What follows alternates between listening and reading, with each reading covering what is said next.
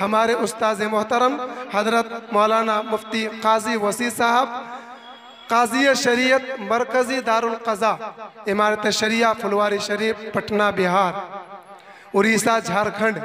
ये पटना इमारत शरिया एक स्टेट का नहीं बल्कि तीनों स्टेट का मरकज़ी दारुल क़ज़ा है।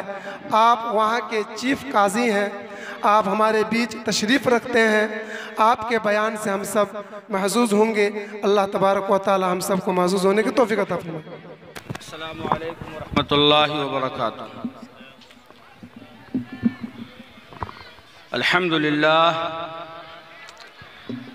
अल्हम्दुलिल्लाह नहमदुहु व नस्तईनुहु व नस्तगफिरुहु व नु'मिनु बिही व नतवक्कलु अलैहि व नऊज़ु बिल्लाहि मिन शुरूरि अनफुसिना व मिन सय्यिआति अअमालिना।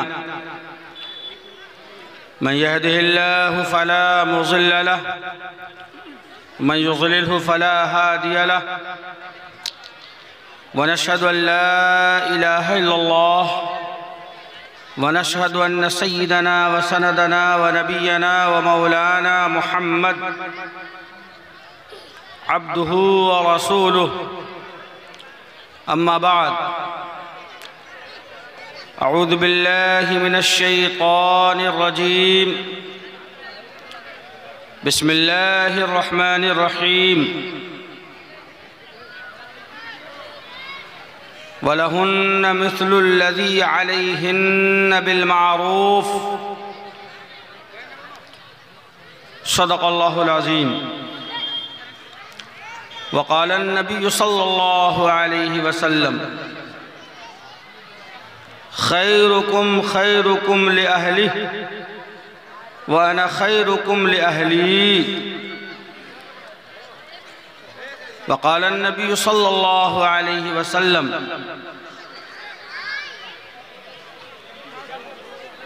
अय्युमा इम्रअतिन मातत व ज़ौजुहा राज़िन अन्हा दखलतिल जन्नह।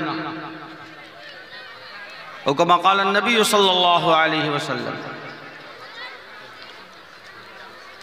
काबिल क़द्र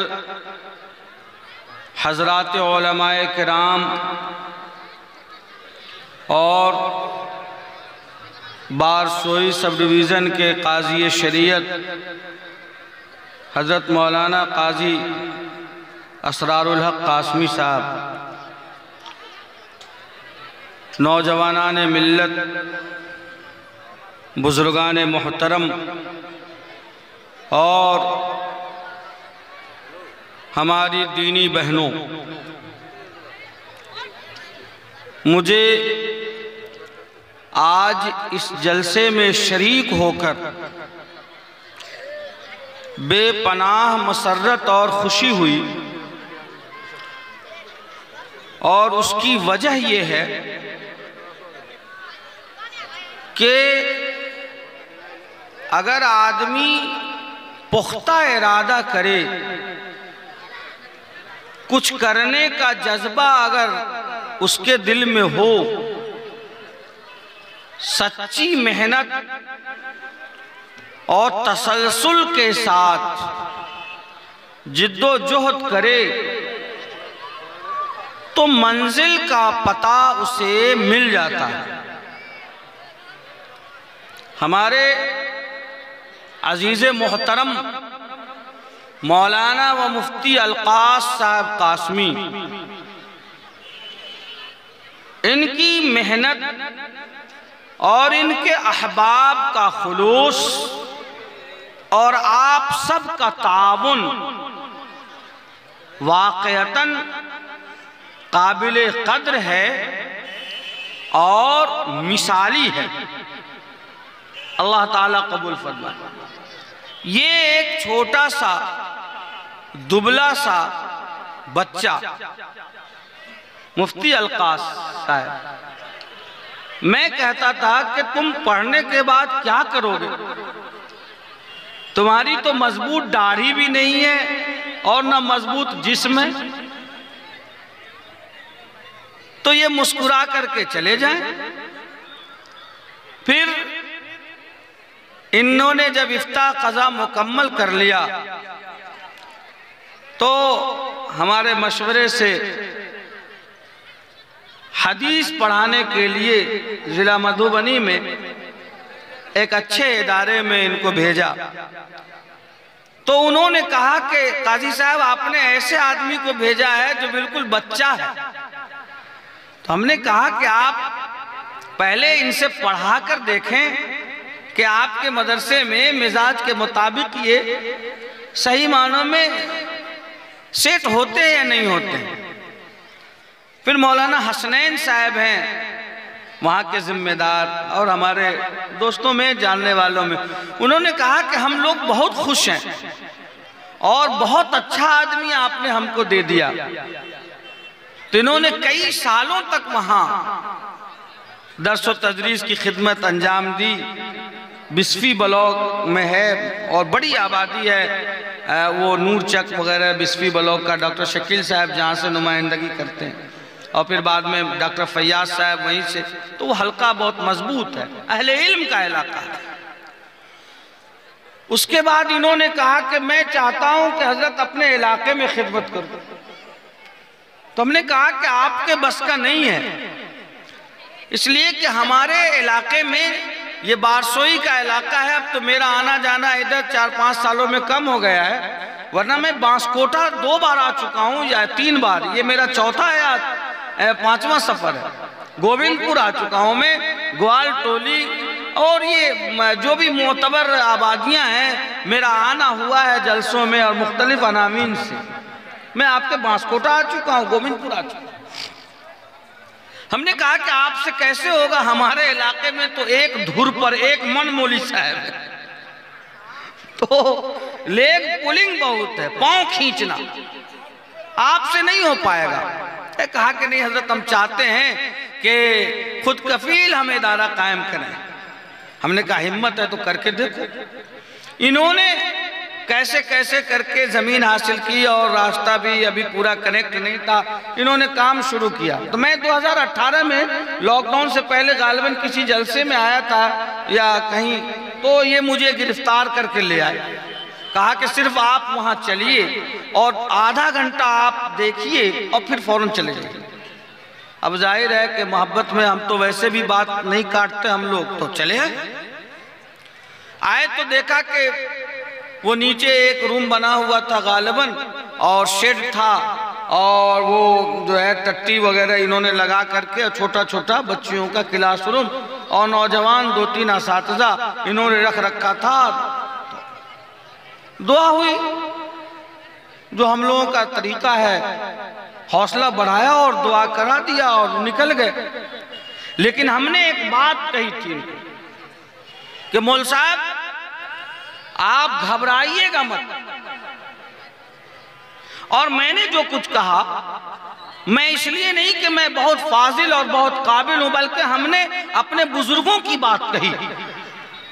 हमारे बुजुर्गान जो कहते हैं, मैंने कहा कि मौलाना आप घबराइएगा मत, तामीर से तालीम नहीं है, तालीम से तामीर है। अगर आपकी तालीम अच्छी होगी और बच्चे और बच्चियों की आप अच्छी तरबियत करेंगे तो लोगों का रुजू आपकी तरफ होगा।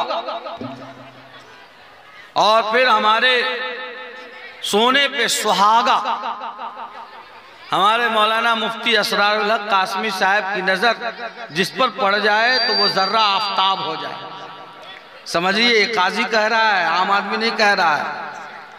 तो इनकी पूरी तवज्जो और रहनुमाई, और वो अजीजम भी मानते हैं कि हमारे सीनियर बॉस हैं, और सब अहबाब मिलकर के, इनके असातिज़ा सबों ने मिलकर के, अलकाश साहब के और आप सबों ने हौसला बढ़ाया।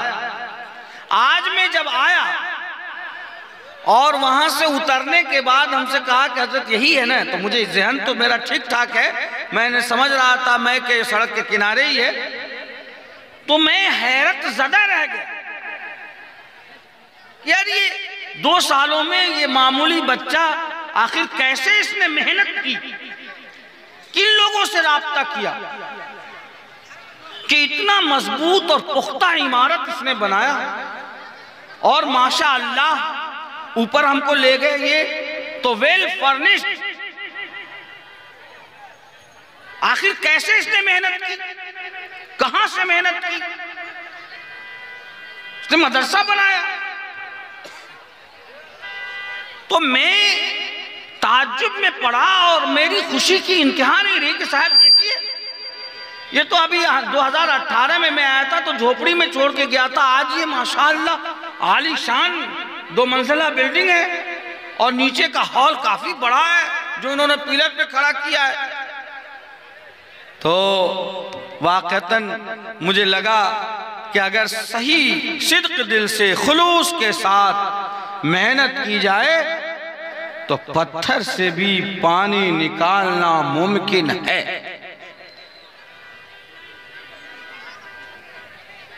और मुझे वो बात याद आई जो मैं कहा करता हूं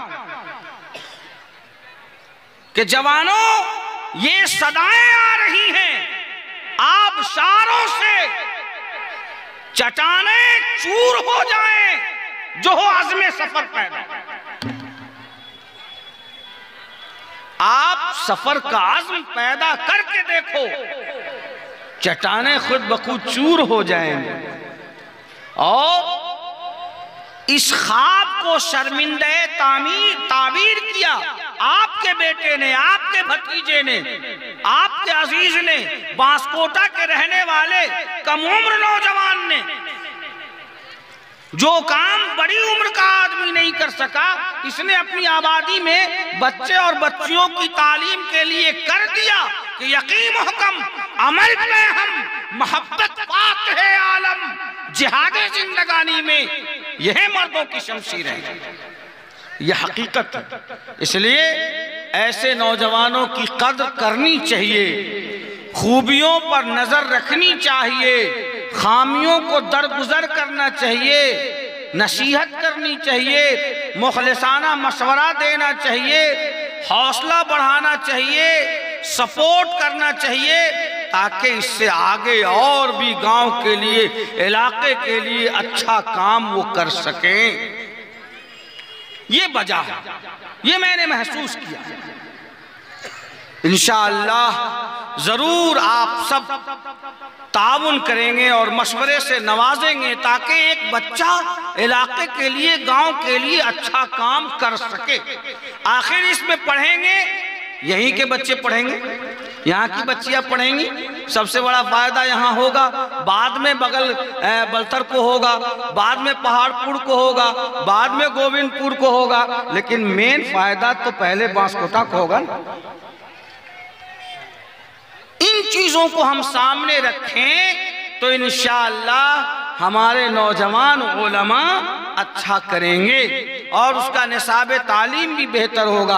आज माशाअल्लाह एक बच्चे ने कुरान करीम भी हिफ्ज़ किया है, मुकम्मल। यही बच्चा है, बहुत छोटा सा बच्चा है, तो ये इसकी शुरुआत है अल्हम्दुलिल्लाह, और अच्छी शुरुआत है। और ये सिलसिला अल्लाह ने चाहा तो बड़े पैमाने पर जारी रहेगा और इंशाअल्लाह पुख्ता सिलसिला रहेगा। मैं सिर्फ ये कहना चाहूंगा कि हमें अपना ताउन और अपना सपोर्ट तालीम के लिए देना चाहिए। हमारी आबादियां बड़ी बड़ी हैं और मुसलमानों की पुख्ता और मजबूत आबादियां हैं। अल्लाह के फजल व करम से आज से 20 साल पहले हमारी जो हालत थी, आज उससे बहुत बेहतर हालत है।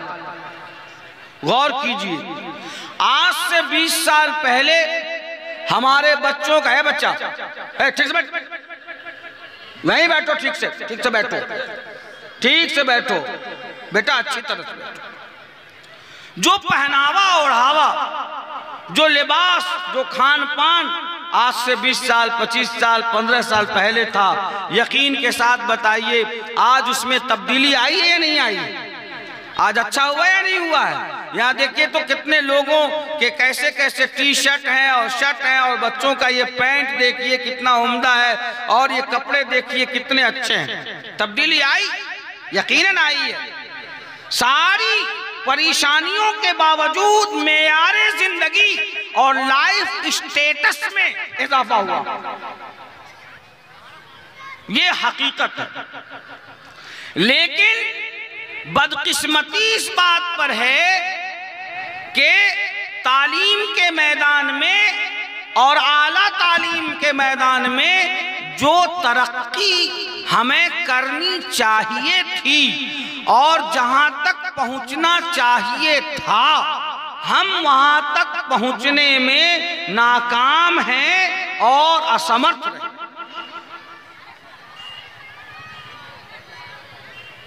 क्या आप बता सकते हैं कि बांसकोटा में तकरीबन 2000 वोटर्स तो होंगे ही। कितने वोटर्स हैं? वोट कितना गिरता है बांसकोटा में?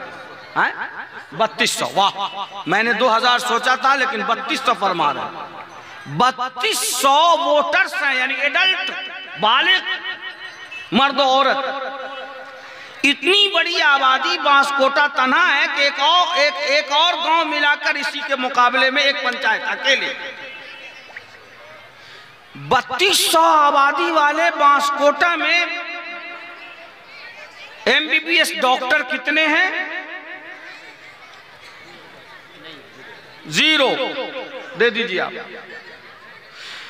IIT का इंजीनियर कोई है? 0।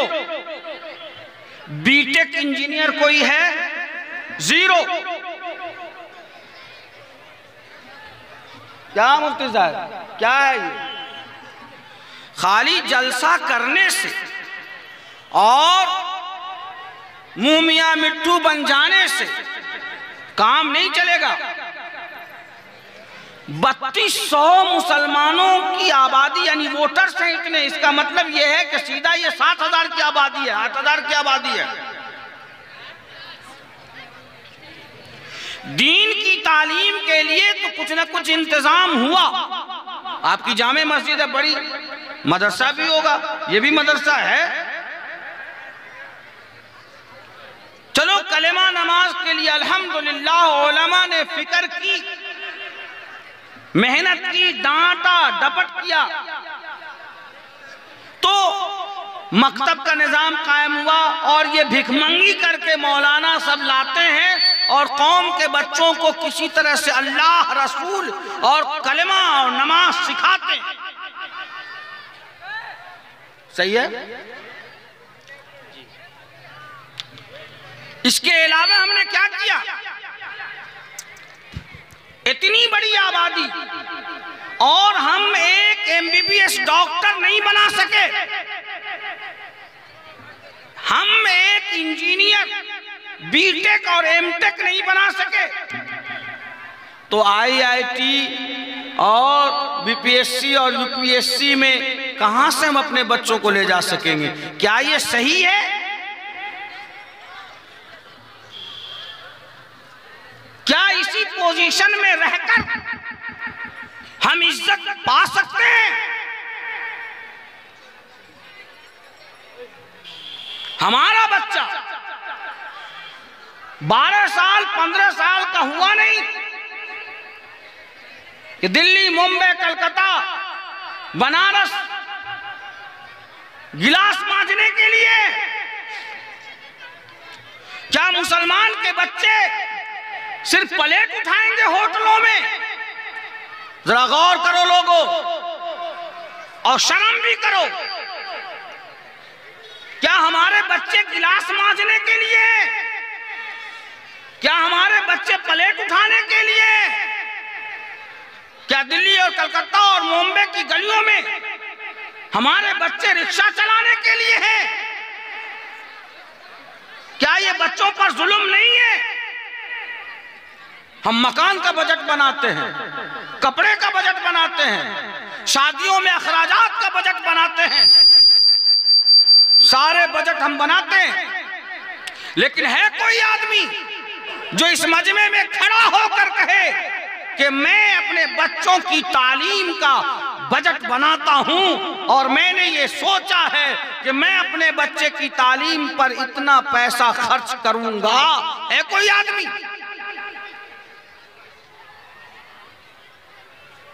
कोई नहीं। तो क्या ये कीड़े मकोड़े खाने वाले लोग अपने बच्चों को बड़ी बड़ी कुर्सियों पर बिठाएंगे और गुलामान मुस्तफा इनके बच्चे जूठा उठाएंगे और गिलास मांजेंगे?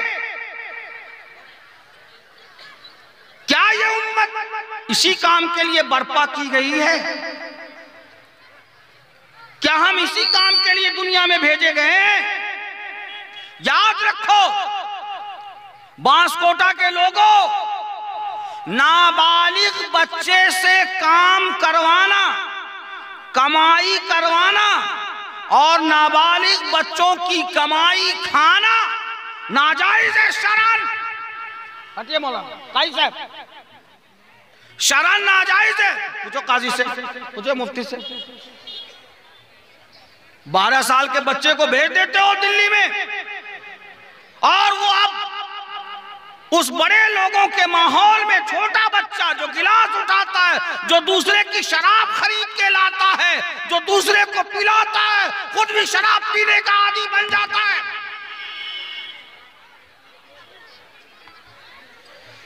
दिल्ली और कलकत्ता और मुंबई में रहने वाले हमारे बच्चे 18 साल के, 20 साल के, 17 साल के, 22 साल के अनमैरिड गैर शादीशुदा बच्चे 95% वो दारूबाज हैं, शराबी पीते हैं, भांग खाते हैं, वो गांजा पीते हैं। आपको मालूम है कि नहीं मौलाना? खाली मस्जिदे में रहते हैं, मालूम कीजिए, ये हक है, सही है। ए मुसलमानों, मुल्क में अगर आज कोई नतीजा आया है, आज कोई रिजल्ट आया है, आज कोई फिर से वही गवर्नमेंट आ रही है, तो परेशान क्यों होते हो? रोते क्यों हो? चिल्लाते क्यों हो? क्यों टेंशन में हो? ये तो कानून फितरत है। जब आप अपने बच्चों को पढ़ाओगे नहीं, इतनी आबादी वाला गांव और मुसलमानों की ऐसी बड़ी आबादी है, पहाड़पुर की आबादी, बलतर की आबादी, गोविंदपुर की आबादी, ग्वालटोली की आबादी, ये सारी आबादियां, और इन आबादियों में अगर 2-4 MBBS डॉक्टर नहीं निकला है तो क्या कहेंगे हम? हमारी बहू बेटियां इलाज के लिए बारसोई और कटिहार में उन्हीं बद्दीन लोगों के यहाँ नंबर लगाती हुई नजर आएंगी, जो हमसे पैसे भी लेगा, हमारा एहतराम भी नहीं करेगा, और वो कुछ भी करे हम मजबूर हैं, चूँकि हमें इलाज कराना है, उन्हीं से इलाज कराना है। फिर फातिमा को इलाज कराने के लिए और सलमा को इलाज कराने के लिए और आयशा का ऑपरेशन करवाने के लिए किसी मुसलमान डॉक्टर को कहाँ से ढूंढोगे? तुमने तो कोई मुस्लिम डॉक्टर अपने समाज में बनाई।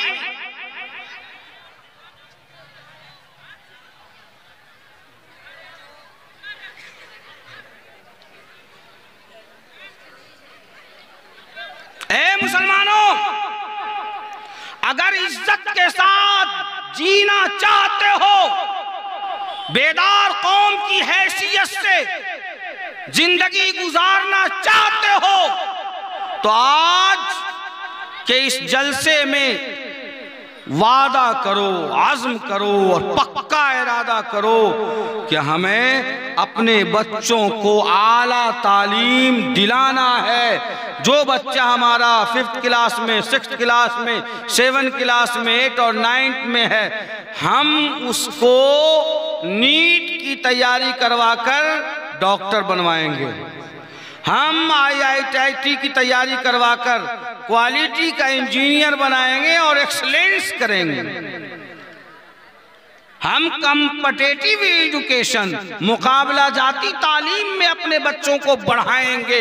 अगर आपकी आबादी से एक डॉक्टर हो गया, या अगर एक DSP बन गया, एक SP बन गया, तो आप क्या जानते हैं, आपके पूरे सब डिवीज़न का इज्जत और इस सब डिवीज़न की इज्जत और वक़ार में इजाफा हो जाएगा और आपकी आज़मत में इजाफा हो जाएगा।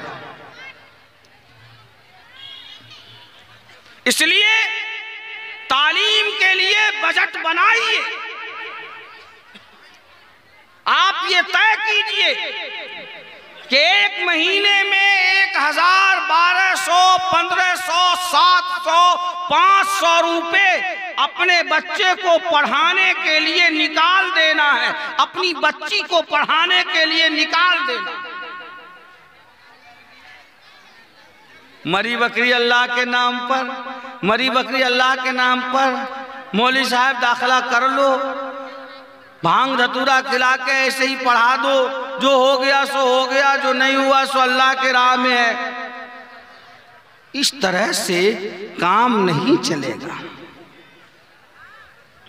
समझ रहे हैं आप? इसलिए मैं हंसाने वाला मौलाना नहीं हूं। कुछ कीजिए, कुछ जज्बा पैदा कीजिए, इरादा कीजिए कि हम अगर हफ्ते में 3 दिन गोश्त खरीदते हैं तो 1 किलो गोश्त की कीमत 150 रुपये, 150 टका है, तो हम 3 दिन लेने के बजाय 2 ही दिन लेंगे, 1 दिन लेंगे।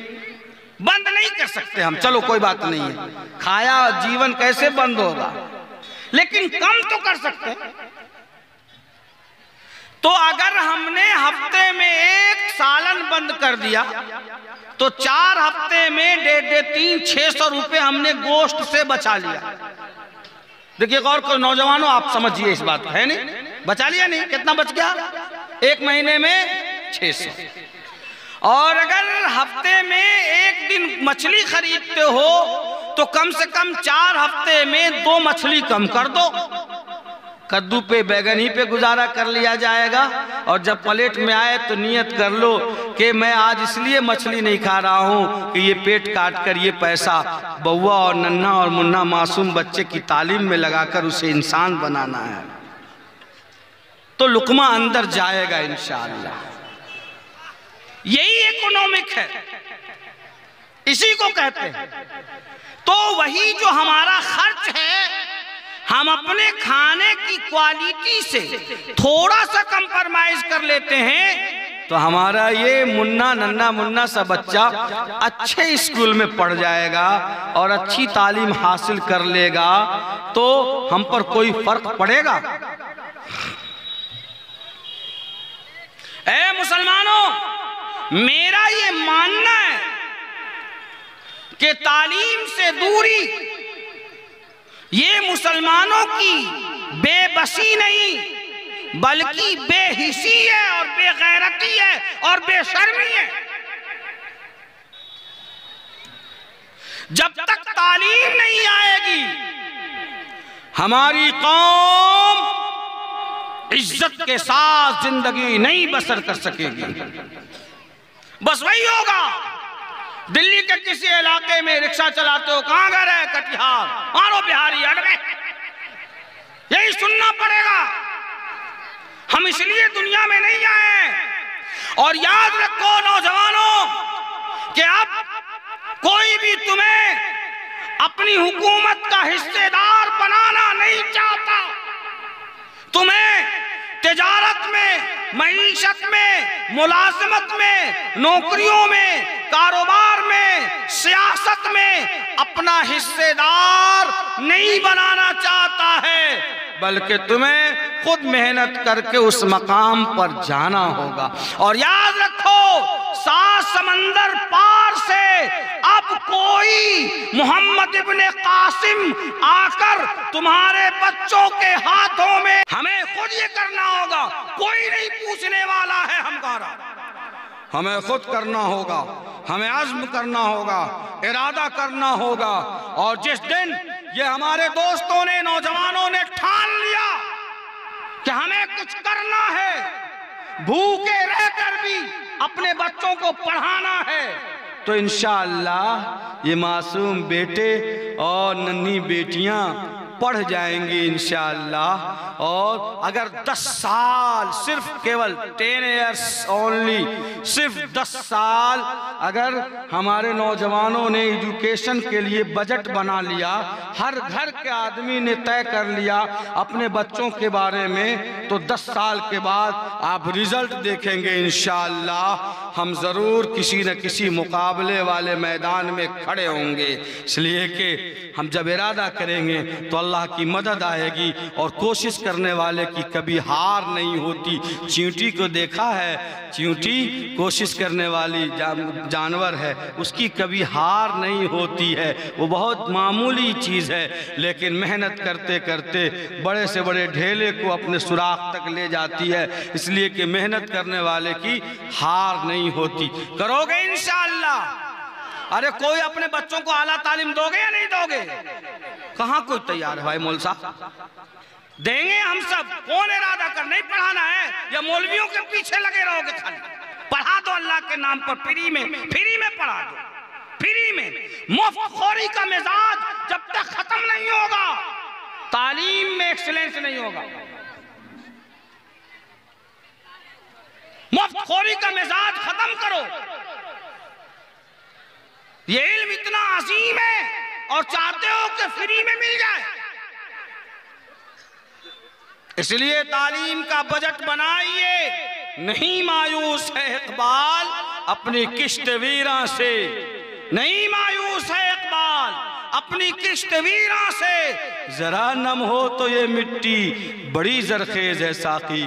और यही वो बच्चा जिसके आप देख रहे हैं कि मामूली बच्चे हैं, अगर मेहनत कर दिया जाए तो यही बच्चा एसपी बनेगा, यही डीएम और कलेक्टर बनेगा, और यही बच्चा आला से आला इंजीनियर बनेगा। अल्लाह ने इसके दिमाग में वो जहानत रखी है और उसमें वो क्वालिटी है, सिर्फ उसको निखारने की ज़रूरत है।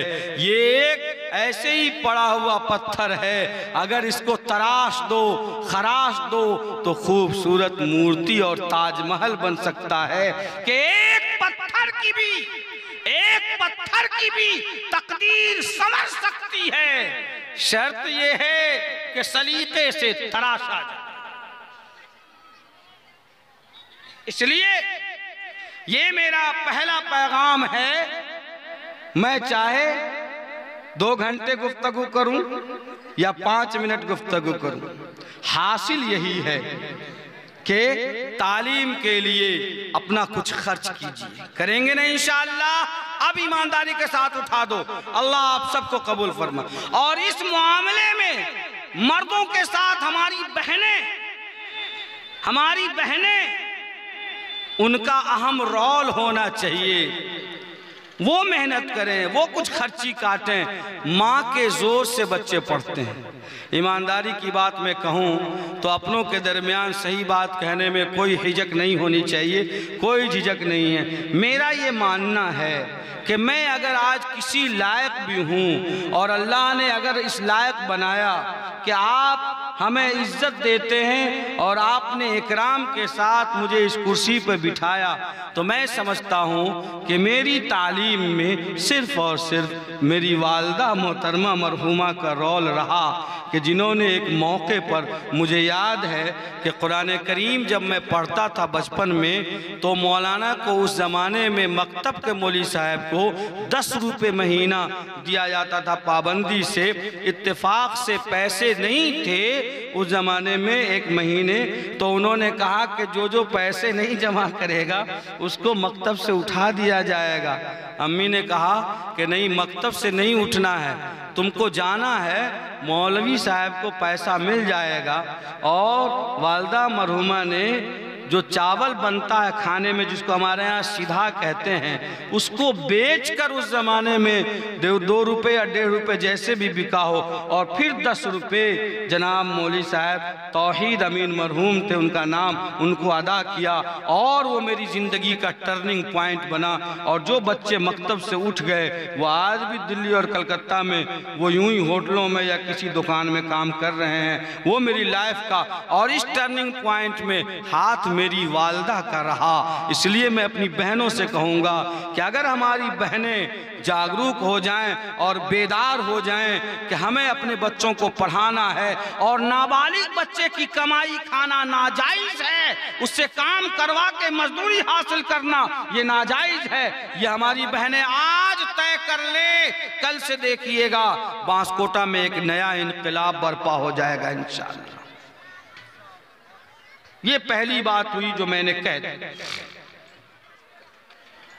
दूसरी बात मैं कहना चाहूंगा बड़े अदब के साथ अपने अजीज गिरामी मुफ्ती अलकास साहब और उनके दोस्तों और अहबाब से कि आइंदा जब आप इजलास करें तो औरतों का और हमारी बहनों का इंतजाम बिल्कुल अलग करें। इस तरह के इंतजाम का मैं कायल नहीं हूं, मुनासिब नहीं है, माफ कीजिएगा।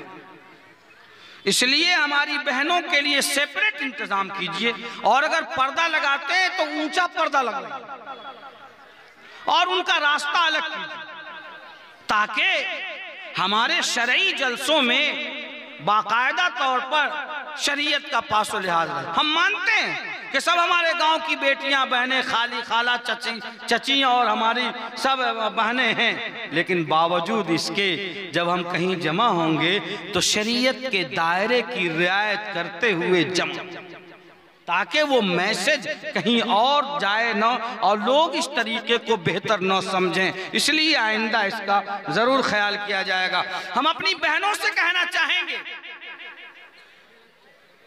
कि बच्चों की तरबियत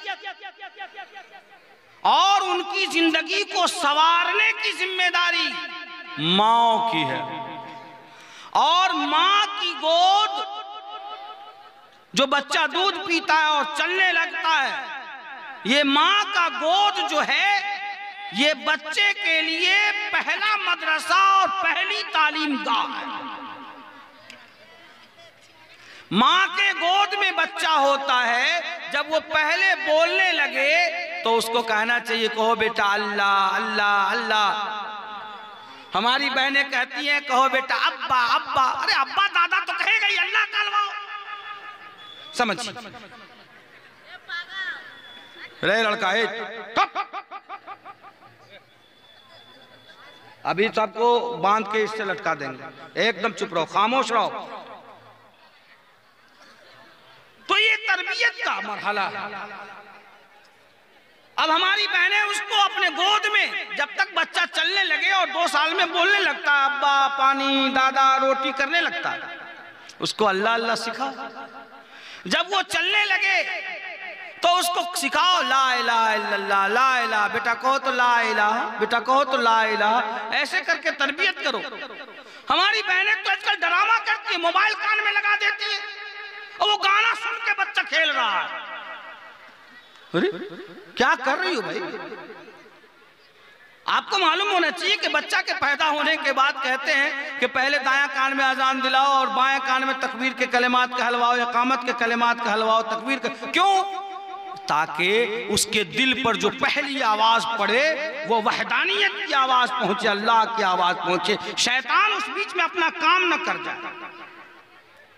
तो अगर हमारी बहनें ये तय कर लें कि गोद में बेटियों और बेटों की तरबियत करनी है तो आधा मसला हमारा वहीं हल हो जाएगा। अगर आपने कुर्बानियां दे दी तो इंशाअल्लाह हमारी बेटियां पढ़ जाएंगी, हमारे बेटे पढ़ जाएंगे। और मैं नौजवानों से कहूंगा कि लोगों, अपनी बीवियों को अपनी नौकरानी मत समझो, अपनी बीवियों को अपना गुलाम मत समझो, अपनी बीवियों को हाथ पोंछने का रूमाल मत समझो, अपनी बीवियों को यूज एंड थ्रो मत समझो, बल्कि अपनी बीवियों को अपना शरीके हयात समझो, अपना रफीके हयात समझो, लाइफ पार्टनर समझो। वो तुम्हारी नस्लों की हिफाजत करने की तालीम गाह है, वो तुम्हारे नस्लों को बढ़ाने का कुदरती जरिया है, जिससे तुम्हारा नाम जमीन पर बाकी रहेगा। उस काम के लिए अल्लाह ने उसको मुंतखब किया है, उसकी कदर कर।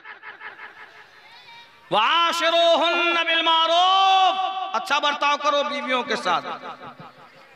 बस 2-3 मिनट में ये पैगाम देना चाहता हूँ अपनी बहनों को, फिर मैं रुखसत हो जाऊँगा। हमारे हजरत मौलाना मुफ्ती अब्दुल फत्ताह साहब बहुत दूर से चल के आए हैं, या आपकी मोहब्बत में हैदराबाद से तशरीफ़ लाए हैं। हम लोग इनको सुनेंगे इंशाअल्लाह। इसलिए मैं अपनी बहनों की तादाद के एतबार से ये पैगाम देना ज़रूरी समझता हूँ। हमारे यहाँ क्या है, बीवी को मारना अपना हक समझते हैं। समझता है कि नहीं समझता? लोग बीवी है तो गाली देंगे, क्यों नहीं, हमारी बीवी है गाली देंगे। अरे बीवी है तो तुम गाली देगा। मारते मारना, दो चार थप्पड़ मारा, क्यों मारा भाई? बीवी है, मारा। अरे बीवी है तो तुम मारोगे, क्यों मारोगे भाई? तुम क्या समझते हो? जैसे एक औरत एक मर्द के बगैर नामुकम्मल है, वैसे ही एक मर्द भी एक औरत के बगैर नामुकम्मल है। साइकिल चलने के लिए दोनों पहिया का होना जरूरी है। अगर एक पहिया निकाल दीजिए तो साइकिल चलेगी? तो यह औरत और मर्द जिंदगी की रफ्तार के लिए साइकिल के दो पहिए की तरह है, दोनों को एक दूसरे की जरूरत है। याद रखिए, अल्लाह के रसूल सल्लल्लाहु अलैहि वसल्लम ने इरशाद फरमाया, तुम में का सबसे अच्छा आदमी वो है जो अपनी फैमिली की निगाह में अच्छा हो, अपनी बीवी बच्चों की नजर में अच्छा हो।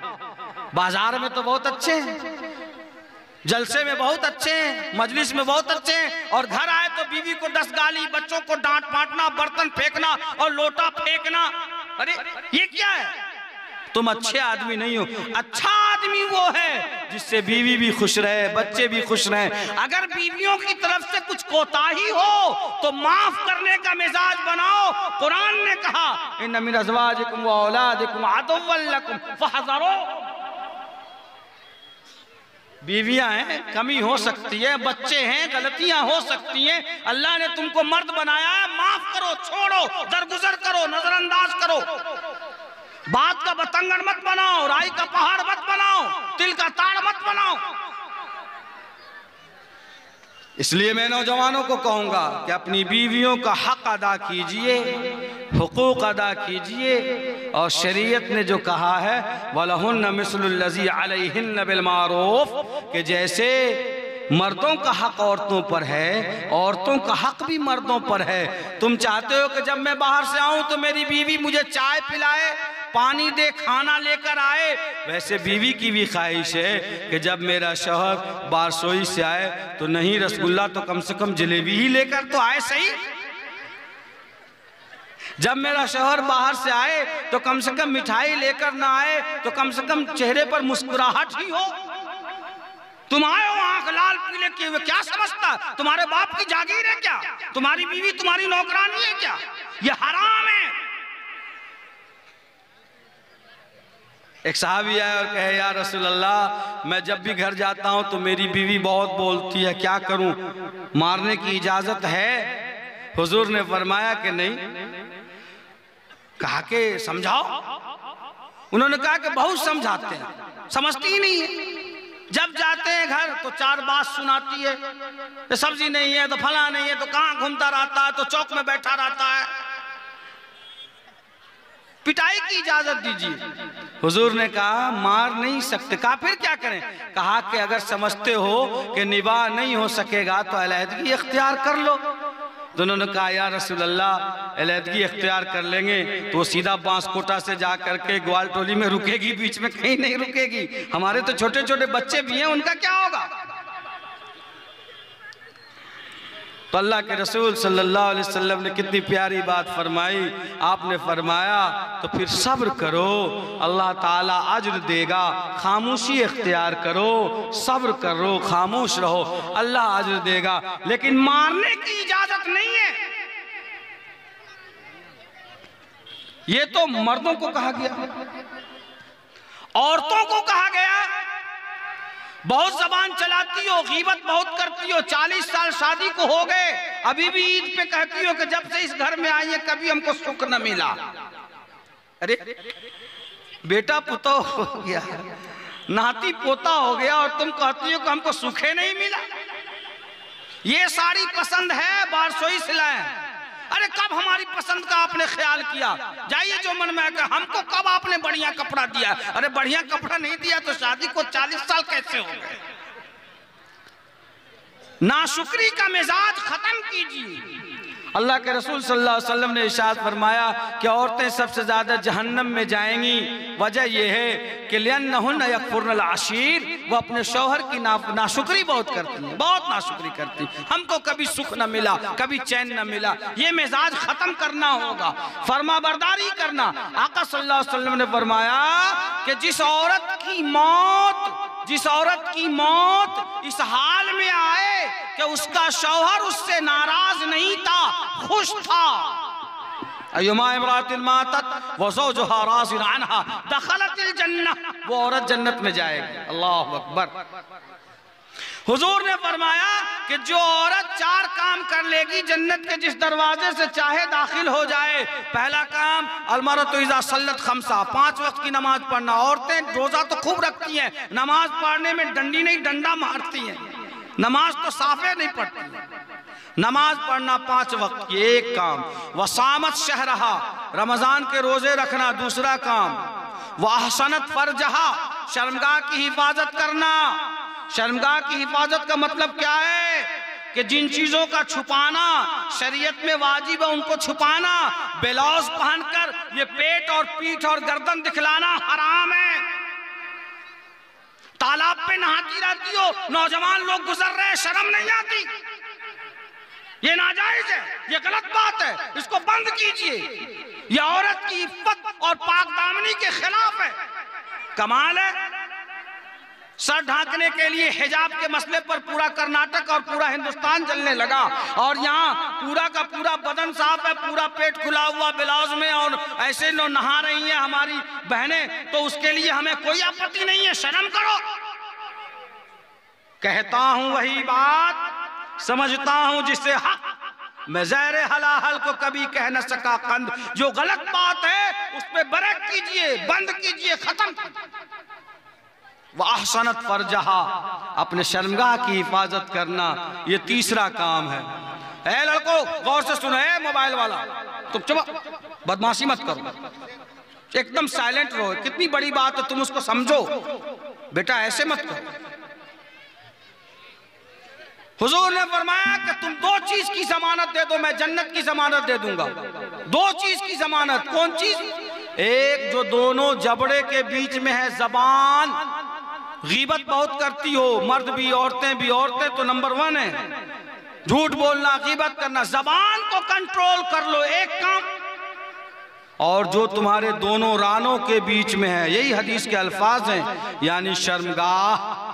अगर इसकी जमानत दे देते हो, इसको महफूज रखोगे, तो आका सल्लल्लाहु अलैहि वसल्लम ने फरमाया कि मैं तुमसे एग्रीमेंट करता हूं, जन्नत में तुम जरूर जाओ। अल्लाह अकबर। नमाज पढ़ना, रोजा रखना, शर्मगाह की हिफाजत करना, 3 काम। और चौथा काम आका सल्लल्लाहु अलैहि वसल्लम ने फरमाया व अताअत बालहा, और जायज कामों में अपने शौहर की बात मानना। जायज कामों में शौहर की बात मानना। करेगा, आज नैहर जाएंगे, शौहर कह रहा है कि आज छोड़ दो, कल चली जाओगी, बात मान लो। ये मत समझो कि अपना झोला उठाया चल दिए ग्वालटोली, ये काम ठीक नहीं। बात मानना, जायज कामों में शौहर की बात मानना। जो औरत ये 4 काम कर लेगी, रसूलुल्लाह सल्लल्लाहु अलैहि वसल्लम ने फरमाया फलतदखुल मिन अब्वाबिल जन्नत शाअत, तो वो जन्नत के जिस दरवाजे से चाहे जन्नत में दाखिल हो जाए। इसलिए हम अपनी बहनों से कहेंगे कि अपनी बच्चियों पर नज़र रखिए, अपने आप की इस्लाह कीजिए, शौहर की इताअत होनी चाहिए, बच्चों की तरबियत का ख्याल रखिए। और ये 4 काम जो हमने आखिर में बताया है, हुजूर ने फरमाया है, नमाज पढ़ना, रोजा रखना, शर्मगाह की हिफाजत करना, पर्दे का ख्याल लिहाज करना, शौहर की बात मानना, तो जन्नत के 8 दरवाजे से जिस दरवाजे से चाहिए आप जन्नत में दाखिल हो जाइए। अल्लाह ताला इस जलसे को कामयाब फरमाए। अल्लाह ताला जो बातें कही गई हैं, हमें भी, हमारे भाइयों को, हमारी बहनों को, हम सबको अमल की तौफीक अता फरमाए। रब्बना तक़ब्बल मिन्ना इन्नका अंतस समीउल अलीम व तुब अलैना इन्नका अंतत तव्वाबुर रहीम। व सल्लल्लाहु तआला अला खैरि खल्क़ि मुहम्मद व आलिहि व सहबिहि अजमईन बिरहमतिका या अरहमर राहिमीन।